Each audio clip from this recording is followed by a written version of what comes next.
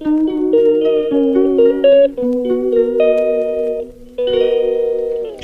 वो फ्री हो गई, जैसे डेकॉइट की समस्या थी उससे फ्री हो गए, मुक्त हो गए।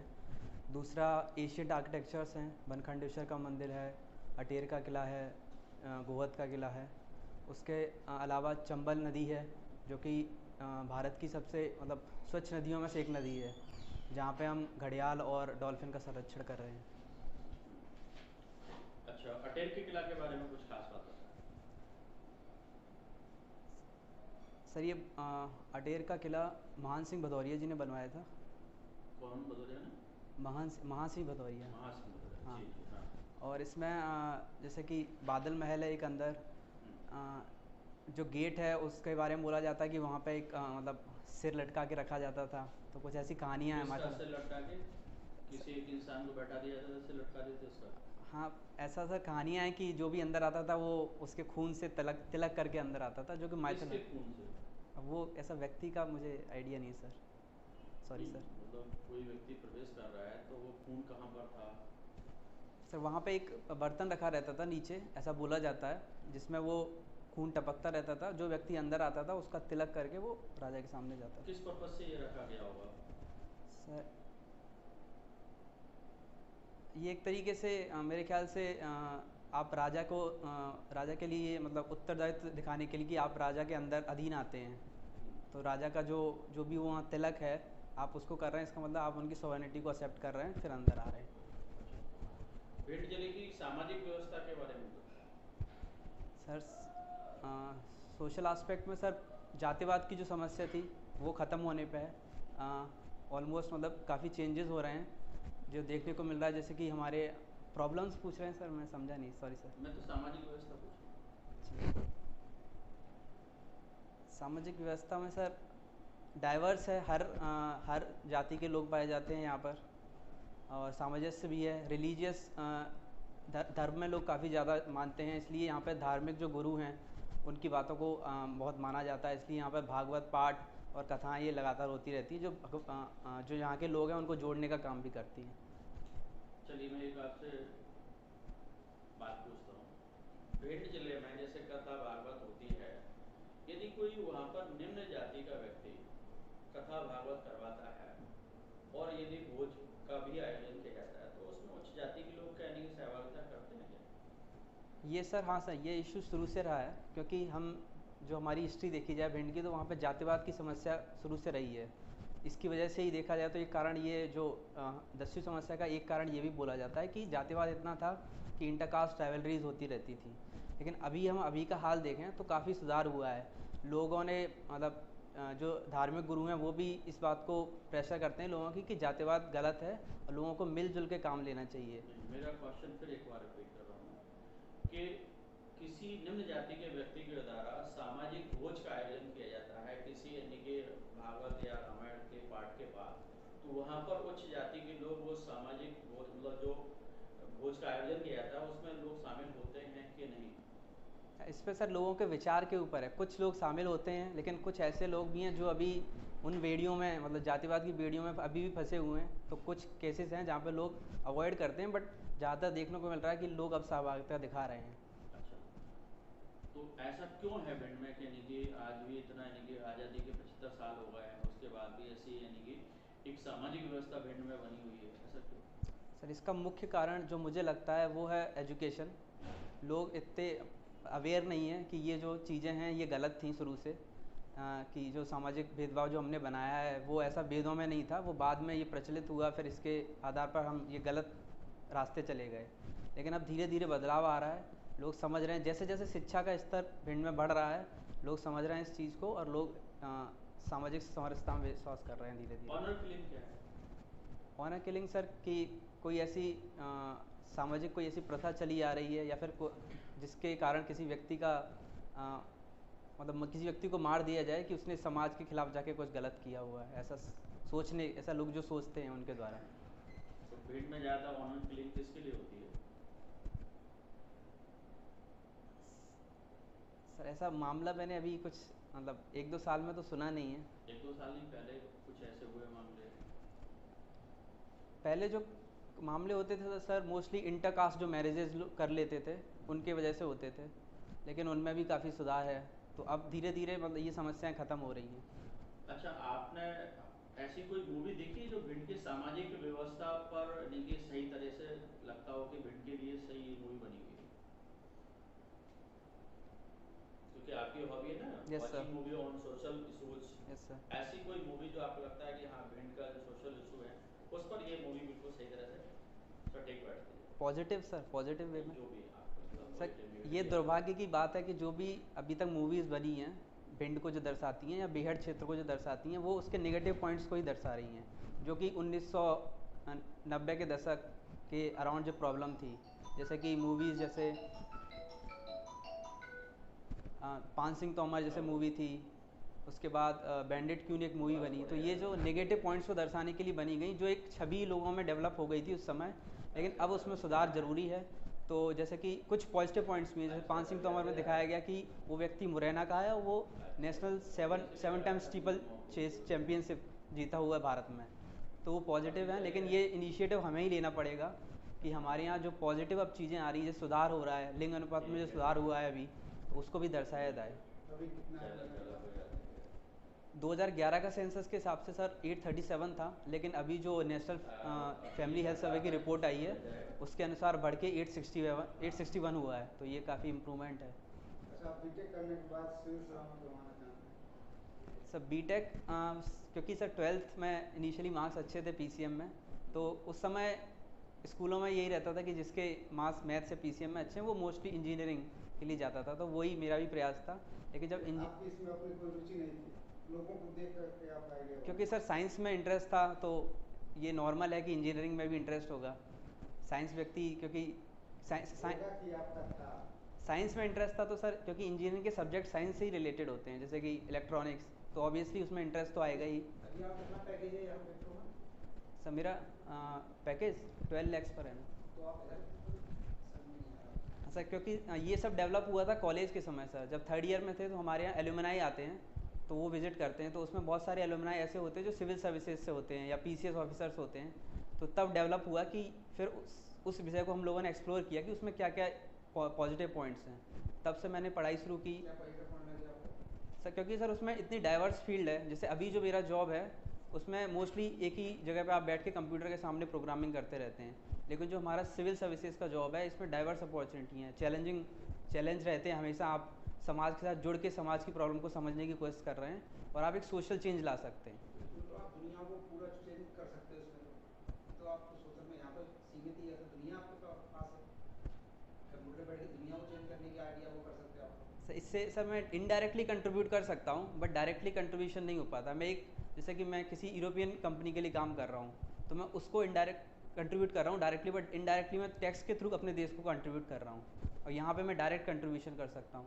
दूसरा जो मैं काम कर रहा हूँ वो एक जॉब है, और ये सर सिविल सर्विस एक सर्विस है, तो जॉब और सर्विस में हमेशा अंतर तो रहता ही है। अच्छा, क्या अंतर रहता है सर जॉब में सर, जॉब या वर्ड देखा जाए तो एक्चुअली इससे सर ये पर्सनल होता है थोड़ा, आप अपने लिए कुछ कर रहे हैं उसको जॉब बोला जाता है। सर्विस आप सोसाइटी के पर्सपेक्टिव में करते हैं, तो उसमें पर्सनल कम होता है। अभी आपने कहा कि इसमें चैलेंजिंग रोल है, यस सर। तो आपको किस पर्पज आपका चयन किया जाए?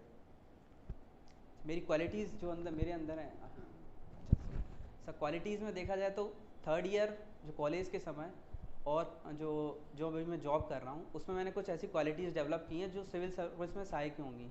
जैसे कि मैनेजमेंट हो गया, क्योंकि मैं कॉलेज में अभी 2 काम एक साथ करता था। कॉलेज की पढ़ाई के साथ ट्रेनिंग एंड प्लेसमेंट सेल होता है हमारे यहाँ, जो कंपनीज आती हैं उनको बुलाना, रिक्रूटमेंट के लिए परसुएट करना, और ज़्यादा से ज़्यादा बच्चे हमारे कॉलेज के वो लोग ले जाएँ, तो मैं उसका पार्ट था।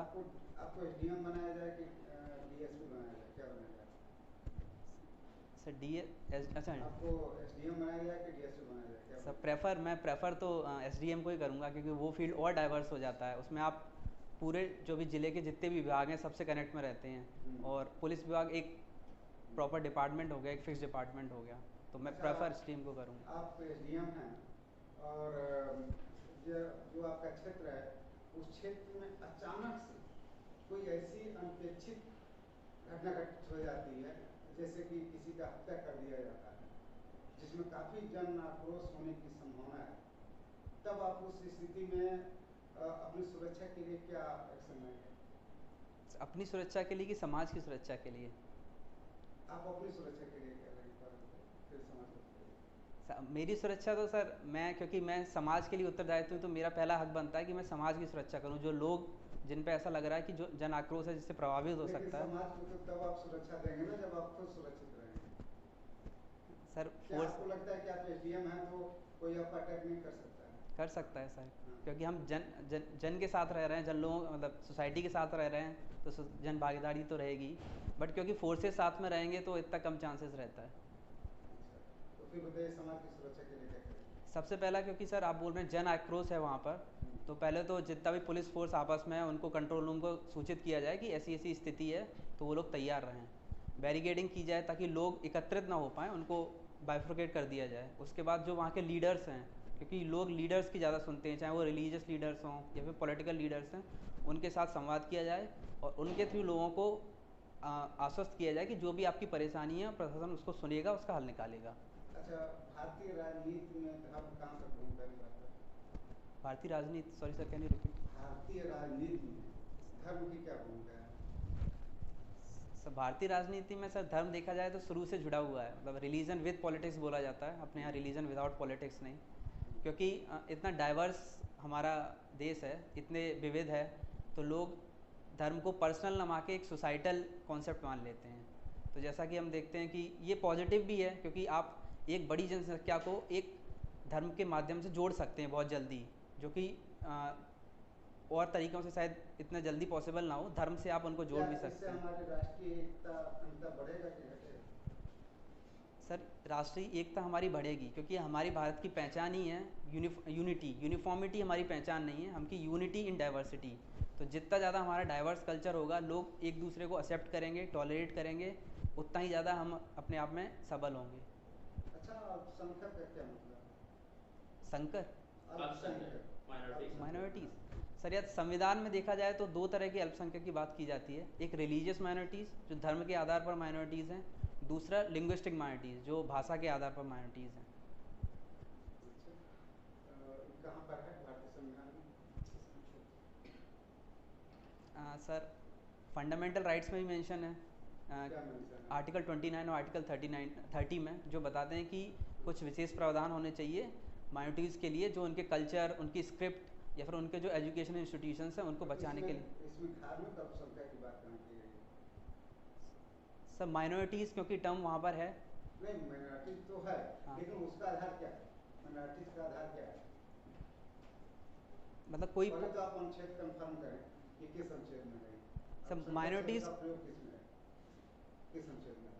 मैं सर आप अपने क्वेश्चन रिपीट कर सकते हैं, माफ़ी चाहूँगा। हाँ, मतलब ये माइनॉरिटी शब्द मतलब अल्पसंख्यक शब्द प्रयोग किस अनुच्छेद में है या किस अनुच्छेद में किया गया?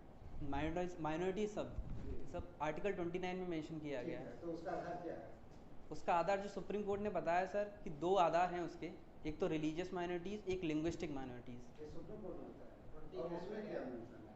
29 में क्या मेंशन है? Right of minorities to preserve their culture, script और ट्रेडिशंस।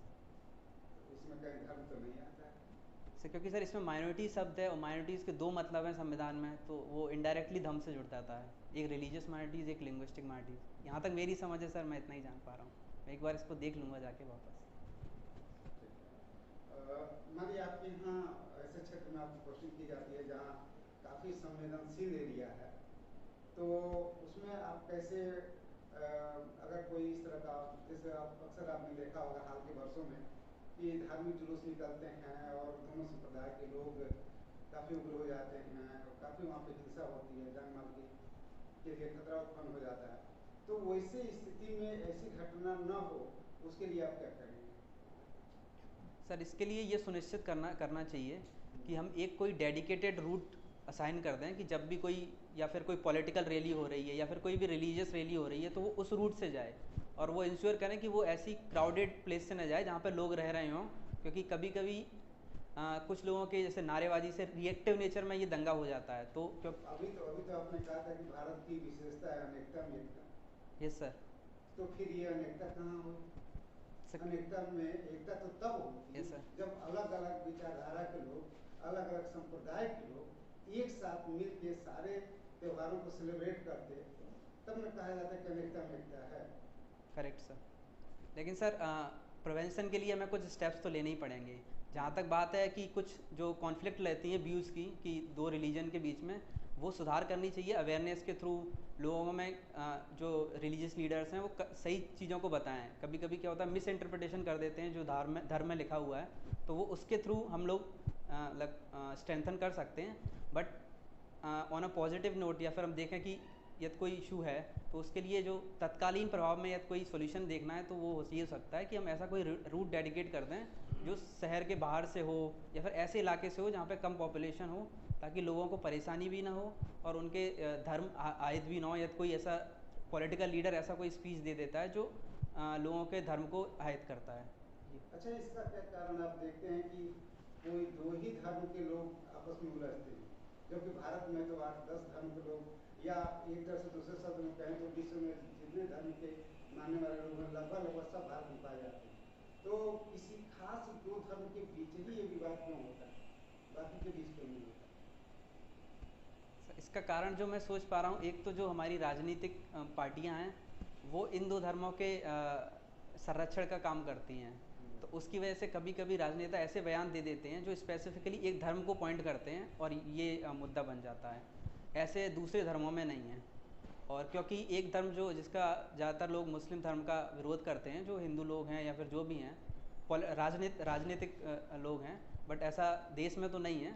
कभी कभी इंस्टेंसेस देखने को मिलते हैं कि कभी कॉन्फ्लिक्ट ऑफ व्यूज़ होता है, तो लोग ऐसा बोलते हैं कि जो आपकी रुचि है क्रिकेट खेलना? Yes sir. तो इसमें कहाँ तक आपने क्रिकेट खेला है, किस लेवल तक? सर कोई मतलब कॉलेज लेवल पे खेला है, बट कोई स्टेट या डिस्ट्रिक्ट लेवल पे नहीं क्या खेला। आपकी उपलब्धि रही? क्या सर, सॉरी? आपकी उपलब्धि क्या रही उसमें? क्रिकेट में ऐसा एज अ हॉबी खेलता हूँ। मतलब जब भी समय मिलता है मुझे तो मैं क्रिकेट खेल लेता हूँ, जिससे कि आप फिट रहते हैं, टीम वर्क कोऑर्डिनेशन बढ़ता है, ये सब चीज़ों के लिए। ठीक है sir. Abhishek, yes sir. Your village परोसा या पूरसा? परोसा सर। परोसा, okay. Abhishek, I see your academic or evaluation, you got very yes good sir, marks, thank you sir. and you have a NIT student. Correct. तो आपको ऐसा नहीं लगता है कि आपने जो है इतनी स्किल्स और इतनी सारी चीज़ें जो है NIT में गए, वहाँ पर गए, और उसके बाद आप जो है अपनी फील्ड चेंज करोगे तो कहीं ना कहीं गवर्नमेंट का नुकसान होता है इसमें, कि आपने एक NIT की सीट बर्बाद की, वहाँ पर बहुत सारा आपको प्रशिक्षण दिया गया, वर्तमान में आप विप्रो में ऑलरेडी कार्यरत हैं एक बहुत अच्छे पैकेज पे। Yes sir. तो आप इसको कहाँ तक सही मानते हो कि फील्ड जो है हम लोग जिस फील्ड में आगे बढ़ रहे हैं, जिस फील्ड में स्किल थी, और फिर उसके बाद हम लोग इसको चेंज करके किसी दूसरे सोचते सर इसका ऐसे देखा जाए तो सर 90% जो स्टूडेंट होते हैं हैं? हाँ, उनका जो पर्सनल व्यू होता है कि उनका इंटरेस्ट किधर है, वो डेवलप होता है कॉलेज ईयर्स में। तभी उनकी सोच डेवलप हो पाती है, क्योंकि वहाँ पे वो अनेक चीज़ों से मिलते हैं, अनेक फील्ड्स के लोगों से मिलते हैं। तो मोस्टली जो चेंजेस देखने को मिलते हैं हमें इंजीनियरिंग कॉलेज में ही देखते हैं। कोई MBA लेता है, कोई सिविल सर्विसेज के लिए जाता है, कोई या फिर टेक्निकल बैकग्राउंड से ज़्यादा अट्रैक्ट होकर MTech या फिर फर्दर स्टडीज़, साइंटिफिक स्टडीज़ में चला जाता है। तो ऐसा कोई लॉस नहीं है। और जो मैंने इंजीनियरिंग में सीखा है, इंजीनियरिंग में बेसिक चीज़ ये सिखाई जाती है। ऐसा कोई लॉस नहीं है इसमें। मेरे हिसाब से तो सर कोई लॉस नहीं है। और 12वीं के बाद रुचियाँ पैदा होती हैं, आपका ऐसा मानना है? ग्रेजुएशन में जाने के बाद कुछ लोगों के साथ ऐसा होता है, मेरे तो साथ। फिर ग्रेजुएशन की इतनी सारी फील्ड क्यों है? चलिए कोई बात नहीं। यस। आप मुझे ये बताइए कि आपने अपना एक दुर्बल पक्ष बताया है, introvert. Yes. Am I right? Yes. तो आप प्रशासन में जाएंगे तो उसमें तो एक्सट्रोवर्ट चाहिए। इंट्रोवर्ट व्यक्ति कैसे जो है सामाजिक समस्याओं को समझ पाएगा, कैसे जो है गरीब जनता की बातों को समझ पाएगा? उसमें इंट्रोवर्ट व्यक्ति कहीं ना कहीं एक प्रकार से परेशानी महसूस होगी। सर इंट्रोवर्ट का मतलब ये है कि जो पहले मतलब आप किसी अनजान व्यक्ति से कोई मुलाकात कर रहा है, हाँ, तो वो खुले में समय ले। वही मतलब यस होता है सर, इंट्रोवर्ट करेक्ट का। सर, मैं भी यही समझ रहा हूँ। Correct sir. तो अब आप जब प्रशासन में जाओगे तो Yes, sir. आपके साथ नाना प्रकार के लोग आएंगे, अनेक प्रकार की जातियों के धर्म के लोग आएंगे। Yes sir. कैसे आप उनके सामने उनकी समस्याओं को समझ पाओगे और उनके साथ खुल पाओगे? Yes sir. पहला सर ये पॉइंट जो आपने बोला इंट्रोवर्ट का, पहले तो इसमें मैं काम कर रहा हूँ जितना पॉसिबल है मैं अच्छा। चेंज करने के लिए, जितना मतलब इंट्रोवर्ट को जितना कम कर सकूँ। दूसरा से पॉजिटिव पॉइंट देखा जाए तो प्रशासन में भी ऐसी बहुत सारी चीज़ें होती हैं, जब आप जिसे बोला जाता है कि सिक्योरिटी वाला प्रिंसिपल रहता है कि आपको किसी चीज़ से इतना ज़्यादा अट्रैक्ट नहीं हो जाना है कि आप बहुत जल्दी खुल जाओ। नहीं, ये आप ना कहीं थोड़ा सा जो है प्रशासन में जाके आपको जनता के सामने यस सर। जितना हो सकता है उतना आपको आपने अभी पब्लिक एडमिनिस्ट्रेशन में न्यू लोकेशन पढ़ा होगा। Yes sir. Door to door जो है प्रशासन को घर पहुंचाना, ई गवर्नेंस, यस सर। ये सारी चीजें हैं। अभी जो आप बात बोल रहे हो ये ब्यूरोक्रेसी जो है मैक्स वेबर और उनके जमाने की ये चीजें थी। तो अभी तो प्रशासन और जनता के बीच में कोई भी छुपाव नहीं है। और जो वर्डों आप कह रहे हो वो अनामिकता, एनोनिमिटी और तटस्थता, वो दूसरे सेंस में ली जाती है कि भाई हमको राजनीति के रूप में नहीं आना है, राजनेता के रूप में सामने नहीं आना है, जनता पर्दे के पीछे रहकर कार्य करना है, इसका दूसरा सेंस निकलता है। करेक्ट सर, मैं इस पर काम कर रहा हूँ जैसे मैंने बोला, और ट्रेनिंग के दौरान इसे और इम्प्रूव करने की कोशिश की जाएगी जितना भी पॉसिबल होगा, ताकि मैं इसमें चीज़ लिखी है मेरा करोड़ पक्ष में मीठा। Yes sir. ये पर्सनैलिटी का भाग है क्या मीठा खाना? व्यक्तित्व में आता है खाना पीना? सर जेनेटिक ट्रांसफ़र तो नहीं होता है कि मतलब यदि पिताजी खाना भोजन चॉइस करना ये पर्सनैलिटी का भाग होता है क्या? व्यक्तित्व क्या है? सर वीकनेस व्यक्तित्व किस क्या मानेंगे आप, क्या होता है व्यक्तित्व? जो व्यक्ति को दर्शाए, ऐसी कोई क्वालिटीज़ या वैल्यूज़ जो व्यक्ति को दर्शाएं, जैसे कि कोई ऑनेस्ट है तो उसका व्यक्तित्व है, कोई मैनेजमेंट में अच्छा व्यक्ति है तो मैनेजमेंट उसका एक व्यक्तित्व मिठाई होगा। खाना, कम खाना खाना, ये क्या पर्सनैलिटी का भाग है? नहीं सर, ये वीकनेस में लिखा था मैंने कि ये व्यक्तित्व के दुर्बल पक्ष। वीकनेस, क्योंकि डेफ में वीकनेस पूछा था तो मुझे लगा वीकनेस में, इसलिए मैंने लिख दिया था। ये अगर आपको लगता है कि व्यक्तित्व का हिस्सा है ये, यस सर, व्यक्तित्व का नहीं है बट वीकनेस का है, तो मैं इसको हटवा दूंगा, सॉरी सर। ग्रीन कार्ड क्या है? ग्रीन कार्ड नाम सुना है? Green card? Green card? जी। सॉरी सर, मुझे इसका आइडिया नहीं। G20 का नाम सुना है? Yes sir. क्या है? सर G20 एक संगठन है 20 लोगों का, जो इकोनॉमिक और लाइक सोशल कोऑपरेशन बोलते हैं, जो देश मिल के एक दूसरे की सहायता करके एक दूसरे को मतलब बड़ा डेवलपमेंट में हेल्प करते हैं। तो अभी इसका काफ़ी अखबारों से उर्दू में आ रहा है Yes, sir. G20 भारत में, क्या भारत को इससे लाभ हुआ, क्या पाया? और भारत अपनी उपलब्धि बता रहा, बहुत बड़ी ऐसी बहुत बड़ी उपलब्धि के लिए क्या उपलब्धि है इसमें? सर क्योंकि भारत को मौका मिला है G20। मौका तो 17 देश तो 18 तो पहले हो चुका, मौका तो मिल नहीं था लास्ट में। सर वो मौका इसलिए उपलब्धि मना रहा है क्योंकि ऐसी सिचुएशन में मिला है जब पूरा देश कोरोना पैंडेमिक से निकला हुआ है, हर जगह मतलब कहीं पे इकोनॉमिक क्राइसिस आ रहे हैं, उस समय ये रिस्पॉन्सिबिलिटी भारत को दी गई है कि भारत सब लोगों को एक साथ लाए और इस सॉल्यूशन का कोई इस प्रॉब्लम का कोई सॉल्यूशन निकाले। इसलिए भारत के लिए चैलेंजिंग सिचुएशन है जो भारत अपॉर्चुनिटी के रूप में यूज़ कर रहा है। क्या लाभ हो सकते हैं भारत को इससे? पहला तो सर क्योंकि अब चेंजेस दिख रहे हैं, पूरा देश चाहे वो डेवलप्ड कंट्री हो, अंडर डेवलप्ड कंट्री हो या डेवलपिंग कंट्री हो, सब भारत की तरफ देख रही हैं कि जो भी समस्याएं, इकोनॉमिक क्राइसिस हुए या फिर वार क्राइसिस चल रहे हैं, उसका सॉल्यूशन भारत में ही है।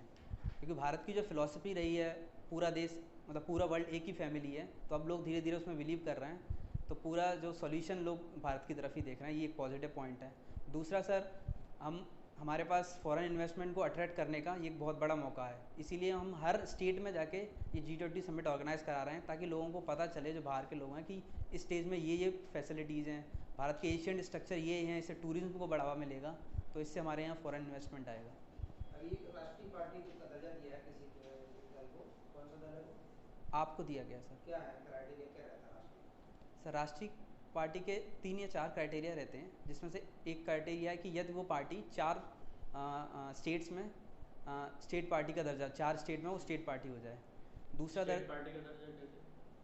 स्टेट पार्टी का दर्जा सर यह रहता है कि यदि वो असेंबली चुनाव में 6% वोट लाए, या फिर 2 सीट जीते, या फिर लोकसभा में 6% लाए और 1 सीट जीते लोकसभा की। और दूसरा क्राइटेरिया जो सर ने पूछा नेशनल पार्टी का, वो रहता है कि 6% वोट लाए और कैंडिडेट जो जीते हैं उस पार्टी के 4, वो 3 डिफरेंट स्टेट्स से हों। तो ये कुछ क्राइटेरिया हैं। अच्छा, किन किन दलों का दर्जा छीन लिया गया है? छीन लिया। सर जहाँ तक मैं याद कर पा रहा हूँ, 3 पार्टीज़ का छीना गया है। एक तो NCP शरद पवार की पार्टी का, दूसरा CPI communist party of India, और तीसरा तृणमूल कांग्रेस का। तृणमूल कांग्रेस पार्टी का गठन कब हुआ था? सर 1990s के एरा में हुआ था, एग्जैक्ट डेट याद नहीं मुझे, माफ़ी चाहूँगा। 90s किस पार्टी से अलग होकर के? कांग्रेस से अलग होकर हुआ था सर। अच्छा ये होता है, अभी हाल ही में किस स्टेट में सारे जिलों में धारा 144 लगा दी गई है? सर आज ही का न्यूज़ मैंने सुना था कि यूपी में इसको लगा दिया गया है, क्योंकि स्थिति थोड़ी मतलब जन आक्रोश है कुछ जिलों में, इसलिए धारा 144 पूरे अच्छा, यूपी में लगा दी धारा गई। 144 लगाने से क्या होता है? धारा 144 में जो मुख्य प्रावधान ये है सर कि 5 से ज़्यादा लोग एक साथ एकत्रित नहीं हो सकते, यदि होते हैं तो पुलिस एक्शन ले सकती है। अच्छा, इसमें किन किन गतिविधियों पर इनकी पाबंदी हो जाती है? किन किन गतिविधियों पर? जी, सर, रोक लग जाती है, मतलब 5 व्यक्ति नहीं होंगे, ऐसा इसके अलावा और क्या क्या चीज़ें प्रभावित होने लगती है? अच्छा चलिए नेक्स्ट सॉरी क्वेश्चन, सर। कि यदि कोई व्यक्ति धारा 144 का उल्लंघन करता है तो उसको मैक्सिमम कितनी सजा दी जा सकती है? सॉरी सर, मुझे इसका नॉलेज नहीं है। अच्छा, धारा 144 और कर्फ्यू में क्या रहता है? सर धारा 144 में मेनली ये लोगों को एकत्रित करने से रोकता है, और कर्फ्यू जो देखा जाए वो ऐसी कंडीशन में लगाया जाता है जहाँ पे सिचुएशन बहुत ख़राब हो गई हो, तो जो नॉन एसेंशियल चीज़ें हैं, जैसे नॉन एसेंशियल चीज़ें जो भी हैं, दुकानें हैं, मेडिकल्स को छोड़कर उनको बंद कर दिया जाता है, और लोगों को एक तरीके से ऑर्डर दिया जाता है या फिर सलाह दी जाती है कि आप अपने घर पर ही रहें, और जितना पॉसिबल हो वो घर में ही समय निकालें। जैसे कोरोना के समय पर कर्फ्यू लगा था, सिर्फ मेडिकल जो शॉप्स थी वो खुली रहती थी, कर्फ्यू में शॉप्स पे कोई रिस्ट्रिक्शन नहीं रहता है। जी, जैसे मान लीजिए आपको मेहगांव एसडीएम बना दिया जाता है, यस सर। मेहगांव क्षेत्र में एसडीएम का जो क्षेत्र है उसमें गोरमी तहसील भी आती है और मेहगांव भी आता है। यस। एक साथ में 2 घटनाएं होती हैं। सुबह 10:30 बजे गोरमी के जो मेन मार्केट है वहाँ आग लग जाती है, और मेहगांव का जो एक सेंसिटिव एरिया है वहाँ यानी कि सांप्रदायिक दंगे फैल जाते हैं, और आप भिंड में हैं, जैसी सूचना मिलती है तो सबसे पहले आप कहाँ पहुँचेंगे? सबसे पहले तो सर मैं दोनों जो भी दोनों गोरमी थाने को कनेक्ट करूँगा, उनको ये सूचना, ये अवगत तो होंगे ही वो लोग, फिर भी जो भी सजेशंस मेरी तरफ से होंगी उनको प्रदान की जाएंगी, ये स्टेप्स लिए जाएँ और जो भी आग को कंट्रोल करने के लिए, और फायर ब्रिगेड से कनेक्ट करके उसको रिजॉल्व किया जाए उस इशू को।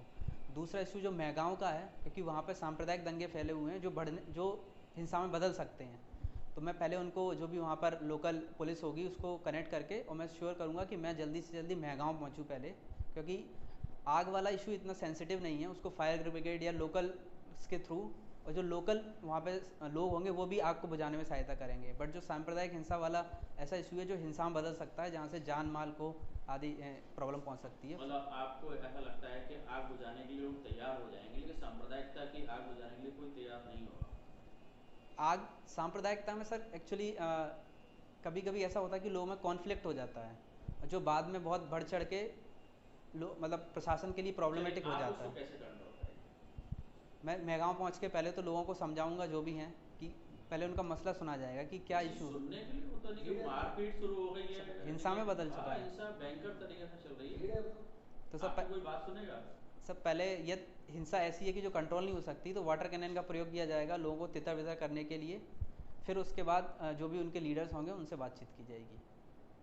पहले उनको तितर बितर किया जाएगा, उसके बाद उनके लीडर से बात की जाएगी, क्योंकि सर हिंसा में बदल चुका है जैसा आप बोल रहे हैं, तो पहली रिस्पॉन्सिबिलिटी है कि हिंसा को कम किया जाए। चलिए वो हिंसा जैसे जैसे कंट्रोल हो जाती है, Yes, sir. फ्यूचर में ऐसी कोई सांप्रदायिक हिंसा ना हो उसके लिए आप क्या प्रयास करें?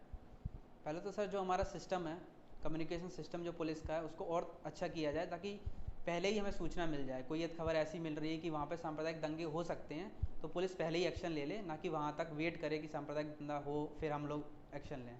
दूसरा, जो वहाँ के लीडर्स हैं उनके बीच में एक डिस्कशन और डिबेट कराया जाए कि आप ये संवाद के थ्रू इस प्रॉब्लम को रिजॉल्व किया जाए, जो भी उनके कॉन्फ्लिक्टिंग व्यूज़ हैं।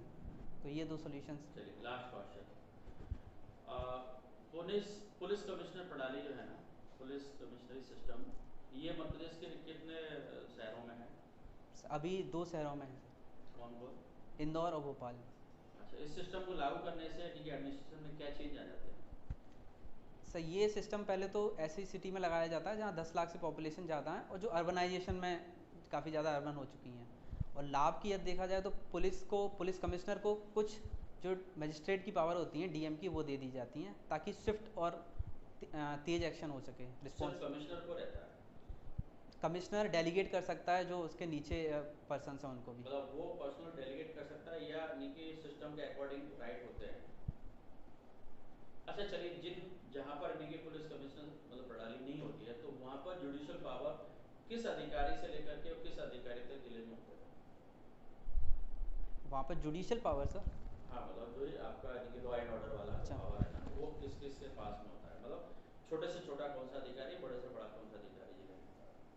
सर जो मेजर डिफरेंस देखने को मिलता है, जहाँ पे कमिश्नर सिस्टम है, जहाँ पे कमिश्नर नहीं, सिस्टम, मैं नहीं कह रहा हूँ, जहाँ कमिश्नर सिस्टम नहीं है हाँ उन जिलों में आपका जो लॉ एंड ऑर्डर का जो अधिकार होता है वो सबसे ज़्यादा यानी टॉप लेवल पर किस अधिकारी, जिले लेवल पर, और नीचे किस लेवल के अधिकारी को होता है?